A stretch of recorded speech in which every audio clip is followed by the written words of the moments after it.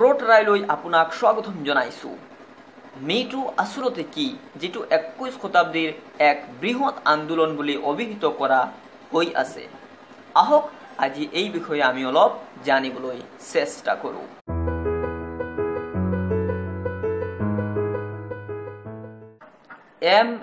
METOO me too অৰ্থাৎ ময়ো বা মোৰ লগতো। 25 ছেপ্টেম্বৰ 2018 পৰা ভাৰতীয় মহিলাই সামাজিক মাধ্যমত নিজৰ সৈতে হোৱা শোষণৰ কথা কৈ আহিছে #মিটুৰ জৰিয়তে। মহিলাসকলৰ সৈতে হোৱা যৌন উৎপীড়ন, শোষণ আৰু দৰ্শনৰ বিৰুদ্ধে কৰা এক আন্দোলনৰ নামেই মিটু, য'ত তেওঁলোকে #মিটুৰ জৰিয়তে নিজৰ জীৱনত হোৱা যৌন উৎপীড়ন, শোষণ আৰু ধৰ্ষণৰ কথা উল্লেখ কৰে। যেতিয়া তেওঁলোকৰ সৈতে এনেধৰণৰ অন্যায় সংঘটিত হৈছিল তেতিয়া তেওঁলোক বহুতে ভয়ত চুপ হৈ থাকিল, বহুতে বদনামীৰ বাবে মুখ বন্ধ ৰাখিলে, তো বহুতে কি কৰিব কি নকৰিব বুজাই নাছিলে। কিন্তু বৰ্তমান সামাজিক মাধ্যমৰ জৰিয়তে তেওঁলোক সন্মুখত আহি আছে আৰু বিশেষকৈ সেইবিলাক মহিলাৰ ঘটনাবিলাক সন্মুখত আহি আছে যিসকল ৱৰ্ক প্লেচত যৌন উৎপীড়ন শোষণৰ বলি হৈছিল। মিটু আন্দোলনৰ আৰম্ভণি 2006 চনতে হৈছিল, কিন্তু ইয়াৰ প্ৰচলন 2017 চনৰ অক্টোবৰত হৈছিল। তেতিয়া আমেৰিকী অভিনেত্ৰী এলিসা মিলানুৱে যৌন আক্ৰমণ ও যৌন উৎপীড়নৰ ক্ষেত্ৰত দৃষ্টি আকৰ্ষণ কৰিবলৈ তেওঁ এটা টুইট কৰিছিল, য'ত তেওঁ #মিটু ব্যৱহাৰ কৰিছিল। মিলানুৱে টুইটাৰত লিখিছিল, যদি আপোনাৰ সৈতে কোনো যৌন শোষণৰ অপৰাধ সংঘটিত হৈছে তেন্তে আপুনি টুইটৰ উত্তৰত লিখক মিটু। আৰু 24 ঘণ্টাৰ ভিতৰতে প্ৰায় 5 লক্ষাধিক মানুহে নিজৰ টুইটত #মিটু ব্যৱহাৰ কৰিছে।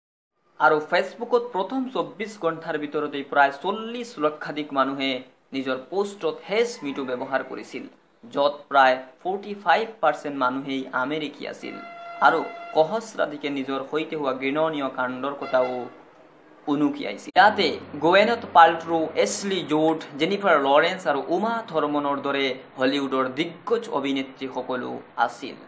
হলিউডৰ দিগ্গজ প্ৰডিউচাৰ তথা নিৰ্দেশক হাৰ্ভি ৱিনষ্টাইনৰ বিৰুদ্ধেও বহুতে যৌন উৎপীড়নৰ অভিযোগ আনিছে। উল্লেখনীয় যে হাৰ্ভি হলিউডৰ বৃহৎ প্ৰডাকশ্যন কোম্পানী মিৰামেক্সৰ কো-ফাউণ্ডাৰ হয়। #মিটুৰ কাৰণে আটাইতকৈ ডাঙৰ ধুমুহা হলিউডতে আহিছিল। ইয়াৰ পিছত বিভিন্ন ক্ষেত্ৰৰ স্পৰ্শ কৰি সমাজৰ ভদ্ৰলোকৰ পৰিচয় সন্মুখত আহিব ধৰিছে। অৱশ্যে হেশ্বটেগৰ মাধ্যমত লগোৱা অভিযোগ কিমান দূৰ সঁচা কিমান দূৰ মিছা সেইটো প্ৰশ্নৰ আৱৰ্তত, কাৰণ বেছিভাগৰে ক্ষেত্ৰত হোৱা নাই কোনো আইনী তদন্ত। 2006ত কি হৈছিল?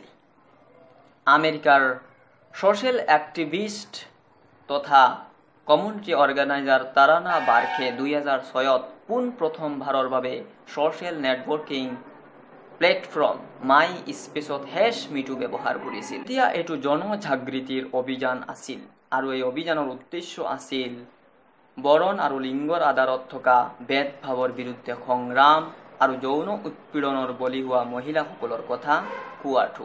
যেতিয়া 13 বছৰীয়া এজনী শিশুৱে নিজৰ সৈতে হোৱা যৌন উৎপীড়নৰ কথা কৈছিল তেতিয়া বাৰ্কে সেইজনী কিবা প্ৰতি উত্তৰ দিব পৰা নাছিলে আৰু তেতিয়া বাৰ্কেৰ মস্তিষ্কত মিটু শব্দটো ঘূৰি ফুৰিছিল, কাৰণ তাৰানা বাৰ্কে নিজেও এজনী ছেক্সুৱেল অছল্ট ছাৰ্ভাইভৰ হয়।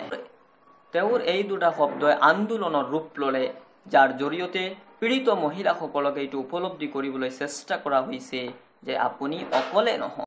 ভাৰতবৰ্ষত প্ৰকৃততে 25 ছেপ্টেম্বৰ 2018ৰ পৰা এই আন্দোলন তীব্ৰতৰ হৈ উঠিছে, যেতিয়া তনুশ্ৰী দত্তই বলিউড এক্টৰ নানা পাটেকাৰৰ বিৰুদ্ধে যৌন উৎপীড়নৰ অভিযোগ আনিছে আৰু তনুশ্ৰী দত্তক অনুসৰণ কৰিয়েই ফিল্ম আৰু টিভি ইণ্ডাষ্ট্ৰীৰ বহুতো মহিলাই এই আন্দোলনত জঁপিয়াই পৰিছে। টুইটাৰত আৰম্ভ হোৱা এই #মিটুক ইংৰাজী পত্ৰিকা টাইমে অনলাইন ভোটিঙৰ জৰিয়তে পাৰ্চন অৱ দ্য ইয়াৰ 2017 হিচাপে ঘোষণা কৰিছে।